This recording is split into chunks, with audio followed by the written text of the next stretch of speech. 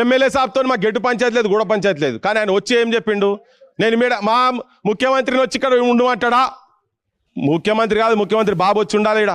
ఎందుకంటే ఇక్కడ గాలి పీల్చుకుంటే తెలుస్తుంది మీకు, మీ కుటుంబాలకు, మీ పిల్లలకు, మీ మనవళ్ళకు, మీ మనవరాళ్ళకు, మీ భార్యలకు ఆ గాలి పీల్చుకుంటే దాని రుచి ఎట్లుంటుందో తెలుస్తుంది కదా. మనం ఇబ్బంది పడుతున్నామనే కదా వాళ్ళని రమ్మన్నది, లేకపోతే మనం ఎందుకు చెప్తాం?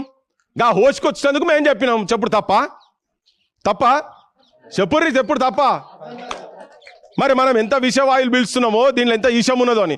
ఇవాళ ఏం మంచి జరిగిందంటే కొన్ని వందల మంది శవాలు కాటపల్లికి వెళ్ళి కాటికి పోయేటోళ్ళను ఇలా కాపాడిన వాళ్ళమైన అందరం కలిసి, మీ అందరి చైతన్యము. ఇది సామాన్యమైన ముచ్చట కాదు.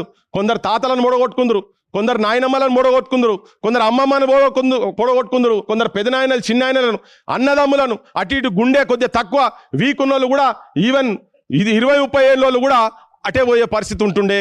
ఇలా చాలా పెద్ద విజయం సాధించారు మీరు అని చెప్పి నేను చెప్పదలుచుకున్నా.